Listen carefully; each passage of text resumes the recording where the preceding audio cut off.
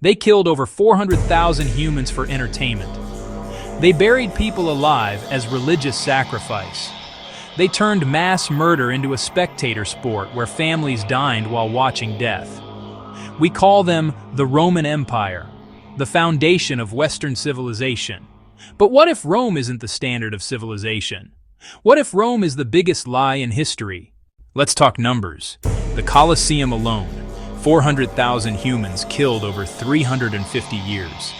That's over 1,000 deaths per year for centuries. 1 million animals slaughtered. At the Colosseum's opening, they killed up to 10,000 animals in a single celebration. This wasn't war. This wasn't defense. This was entertainment. 50,000 Romans sat in stadium seating, eating food, drinking wine, placing bets on which victims would die first. Children watched. Families made a day of it. This was their normal. Here's what they don't teach you. Gladiator battles started as literal human sacrifice. The Greeks had sacrifices to the gods. Romans continued the tradition, believing human blood would purify the deceased soul. They just stopped calling it sacrifice. They called it games, entertainment, sport. But it was always human sacrifice. They just rebranded it. And it wasn't just the Colosseum.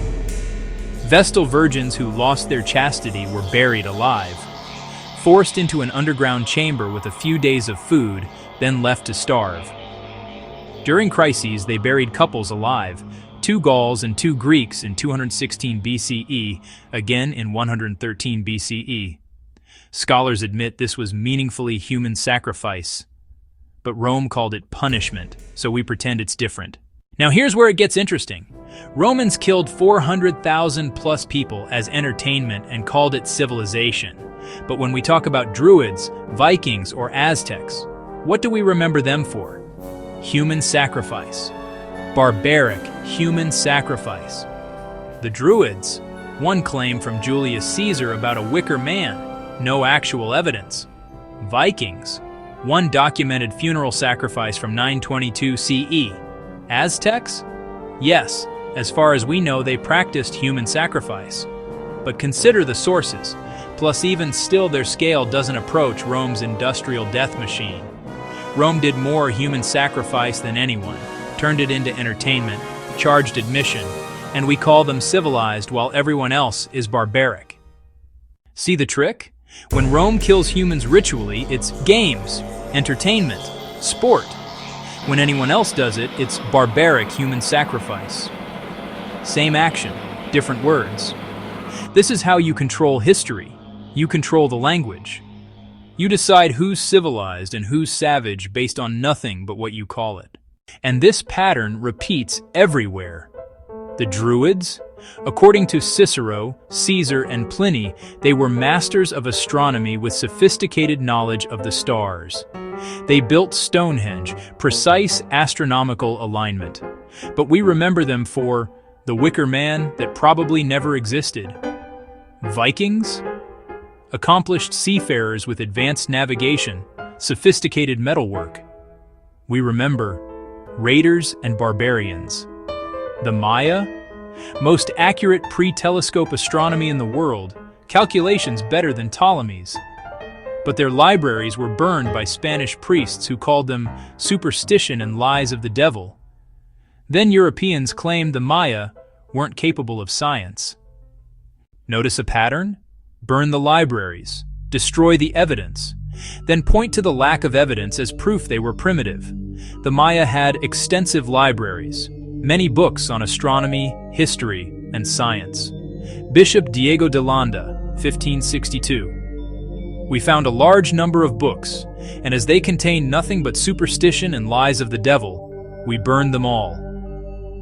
Only 4 Mayan books survive today. Destroy the evidence, then claim they had no knowledge. Brilliant strategy. Even the language reveals the bias. When Vikings or Macedonians throw spears, historians call them primitive spear chuckers. Same weapon used by Greeks or Romans. Suddenly, it's a javelin. Elevated term. Sophisticated. Scientific studies proved these weapons had identical performance, same weight, same balance, same lethality. But we use different words based on who's throwing it. Spear equals primitive. Javelin equals civilized. Same technology, different propaganda. So we have a framework. Greco Roman civilization is positioned as the peak of human achievement, the standard by which all others are measured. Everyone else is barbaric, primitive, savage.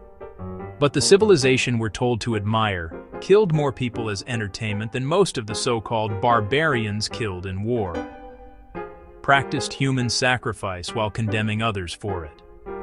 The question becomes, why? Why is Rome the poster boy for civilization when Rome was demonstrably, horrifically barbaric? Let's ask the crucial question: who benefits from this framework? Not modern Italians. Rome collapsed 1500 years ago. Not Northern Europeans. They were called barbarians by this same system. So who benefits from positioning Rome as civilized despite overwhelming evidence of barbarism? Think about it. If even Rome, with all its law, philosophy, and architecture, was morally bankrupt and killed for entertainment, what does that say about human civilization? What does it say about the nations of the world? It creates maximum contrast. Even the best of the nations were like this. This framework benefits anyone claiming fundamental difference or exceptionalism. It benefits those who need to show that even the apex of civilization was barbaric. And this framework still operates today. Western civilization courses: Greece, Rome, Christianity, modern West. This progression is taught universally. It positions Greco-Roman civilization as the foundation. But what gets erased? Northern European achievements minimized. Indigenous American knowledge destroyed. African civilizations ignored. Asian civilizations exoticized. Everyone measured against the Roman standard, a standard built on industrial human sacrifice. Meanwhile, civilizations that didn't turn death into entertainment get dismissed. The Maya calculated celestial movements more accurately than Europeans. Druids built monuments with precise astronomical alignment. Vikings navigated oceans using sophisticated techniques. Islamic scholars preserved and advanced knowledge while Europe was burning books. But we don't call them the foundation of civilization. Why? Because the framework isn't about actual achievement. It's about control. Control of the narrative. Control of who gets to define civilized. So ask yourself, why is a civilization that killed 400,000 plus people for entertainment held up as the standard?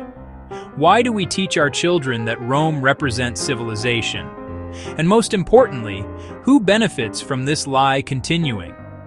Once you see the framework, you can't unsee it. Once you ask who benefits, the answer becomes unavoidable.